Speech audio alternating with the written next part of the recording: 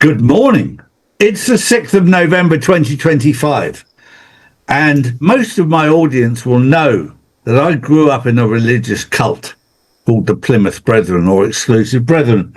So I grew up indoctrinated, brainwashed, whatever you want to call it. So it's something I understand. And I'm watching the UK at the moment and seeing how brainwashed the United Kingdom really is. And I'm referring to the British royal family. They are loved and adored by so many people in England. But when you unpack them, you've got King Charles. Where do we start? A man that was unfaithful to his wife, had a side chick, then married her. A man that is known for his relationship with underage boys. Oh no, you can't talk about that, can you? We'll put that one on Andrew, who sacrifices his brother. The interesting thing is when you sacrifice your brother's wife, who doesn't particularly like you, starts throwing stones. She's dangerous. Lovely, but dangerous. And of course, she points out that Andrew, he used to have an affair with Meghan Markle. Whoops. Oh, and these are the people you look up to because you turn a blind eye to the fact that they are not real role models at all. These are unfaithful, dirty people. I watched Piers Morgan defending them. King Charles is the head of the Church of England. Oh, really? I saw him aligning with Islam the other day. Oh, we didn't see that, did we? We didn't see it at all. It's time to wake up.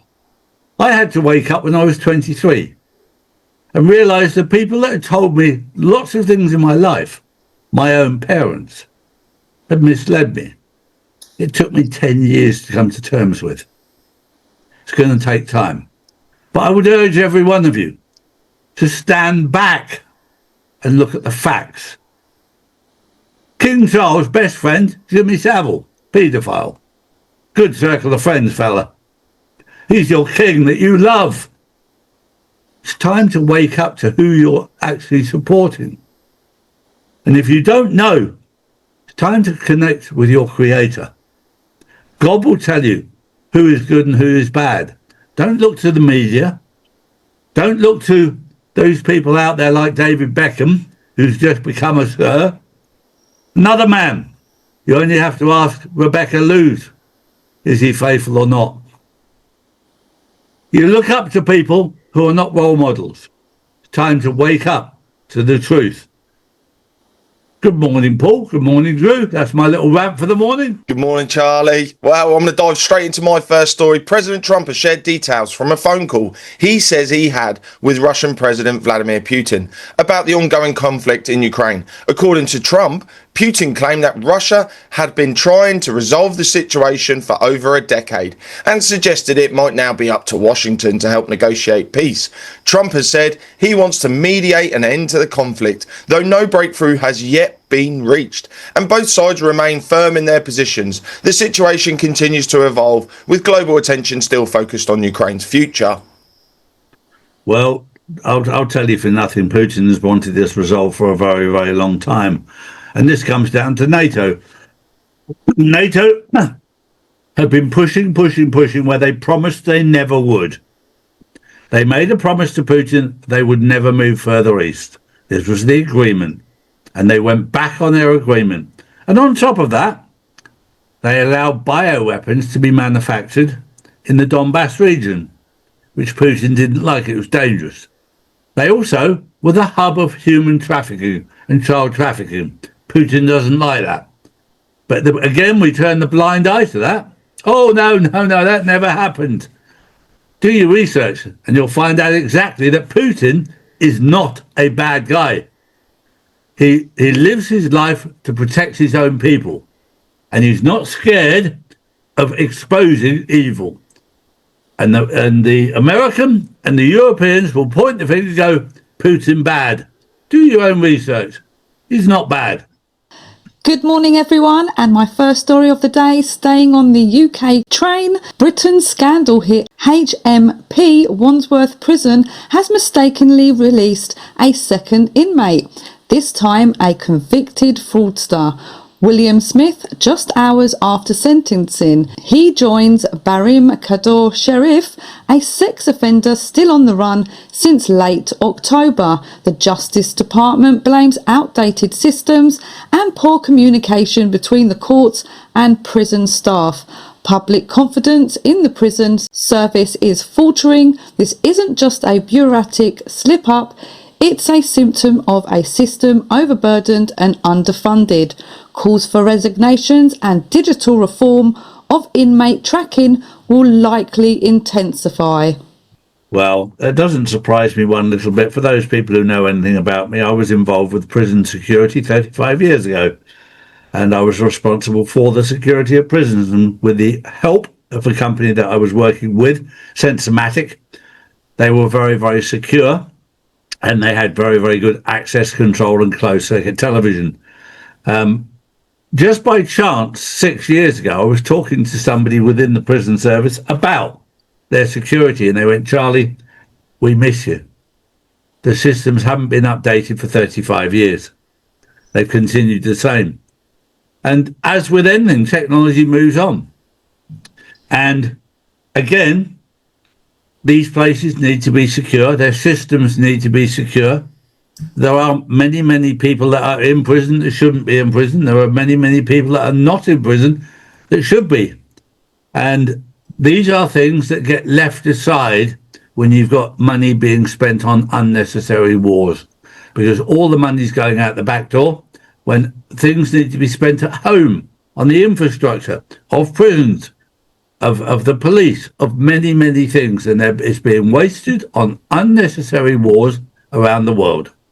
Paul. Well, my next one, and you can't make this one up. Belgian authorities have charged former EU Justice Commissioner Didier Reynders with money laundering. Reynders, who previously led the European Union's effort to freeze Russian assets during the Ukraine conflict, is accused of moving close to €1 million through his personal bank accounts and alleged lottery winnings. His home was searched late last year, and while he denies any wrongdoing, prosecutors say there is enough evidence for the case to proceed. The investigation now continues as the EU debates how to handle seized Russian funds. Well, we're going to see a lot of this, Paul, because there's a lot of money laundering that's going on because there's no accountability in the EU. If the EU was a business, every one of them would be locked up in prison, because there's never been an official audit of the EU. Never. You're not allowed to do that in any other walk of life. They are completely unaudited. So, as they start unpicking it, a lot of this is going to be exposed. And I'll tell you what, that case is the tip of a ridiculous iceberg. Drew? Next up, the Federal Aviation Administration will slash 10% of flight operations at 40 major airports beginning Friday as the US government shutdown grinds into 36 days, the longest in American history. Officials say the move is unavoidable. Too many air traffic controllers and maintenance engineers are furloughed or working without pay. Airlines have already started to preemptively cancel routes. For anybody that does a lot of travel like myself, I find it unbelievable when I travel to the USA. Because the airports, and I'm referring to Miami Airport, New York JFK, LAX, are out of the arc by comparison to Dubai, Doha, some of these, Riyadh, some of these airports in the Middle East against America are unbelievable. My favorite airport in the world, Singapore, unbelievably efficient. I mean, they're 20 years ahead of America. And if they weren't wasting so much money on wars, unnecessary wars, and on things they shouldn't be, this is a country that Donald Trump, as a businessman, you could the roads, the rail networks, the airlines, the airports, the whole infrastructure needs to be replaced. And for a country that claims to be a world leader, you are leading the world, but in mental health. It's time to wake up. Well, my next one, COP30, or COP30 as it's known, is the next major UN climate summit set to take place in Belém, Brazil. It marks 10 years since the Paris Agreement, where nations pledged to limit global warming to 1.5 degrees. However, the UN now warns that exceeding that target is likely. World leaders, campaigners and negotiators will meet to discuss cutting emissions. I'm sorry, but climate agenda rubbish again, Charlie, isn't it? Isn't it just? And people need to wake up, because if you look at the science, and the science backs this up, that as human beings, as men and women on the planet, with all the cars, all the planes, all the ships, everything in the world affects the climate by 0.04 of 1%. And if you look at pictures of the Statue of Liberty 50 years ago, and today, the water levels are exactly the same. And they talk about climate change. Well, the climate does change. We used to have a name for it. It was called summer, winter, spring and autumn. And that's climate change. But we've got these idiots who are making money out of it. They're laundering money. They jump on you for laundering money, but they are the grandmasters, because they're using a lie to steal money, because it's a lie. It does get warmer. That's called summer for the thick bastards out there. It does get colder. It's called winter. I remember growing up as a child in the UK. It used to be snow at Christmas in the 60s. Nobody talked about climate change then. We knew what it was. It was winter time. Wake up. And my last story, federal agents raided a Spanish daycare in Chicago, arresting one worker tied to what Homeland Security calls an employment fraud operation. Parents watched as ICE officers arrived mid-morning. The scene has already sparked outrage from immigrant advocates who say enforcement should never intersect with childcare settings. This case may become a flashpoint for the border immigration debate. ICE insists it was following protocol, but community anger is rising. Expect the administration to frame this as law and order, while critics highlights the fear such actions sow amongst mixed status families. Well, Paul's and my last story is what we discussed before we came on air. Of course, it was a full moon yesterday, and it was a Taurus beaver moon. What a lovely name. I mean, they come up with some great names. A Taurus beaver moon. But the one thing that's changing is people's frequencies. And we're noticing it right now.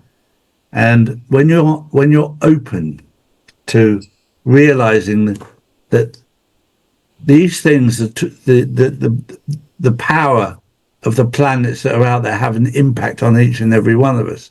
And as our frequency is changing, when you're open to the change, you can enjoy it. If you try and fight the change, you won't. It's time to enjoy the change. We're transitioning. We're shifting timelines. For those people who are embracing it, it's a time of change. It's a time of joy. For those people who are fighting against it, it's a time of fear, panic, distress. I'll leave you with that thought. Which timeline are you on? Have a wonderful day. That was the news on the 6th of November, 2025. We'll see you tomorrow. Take care. Bye-bye. Hi, guys. This is a personal message from me. If you see a video on Facebook, you are following an imposter. I am not on Facebook. I have not been on Facebook since June 2020 when they removed me. Please redirect to watch all of my videos at charlieward.com. All official social media links are on my website. We urge you to stop following fake channels. I will never message you in a video. I will never ask you for money. I will never message you privately. I will never contact you directly. I will never ask you to email any information directly. I will never sell you cryptocurrency or any currency or ask you to open a quantum financial system wallet.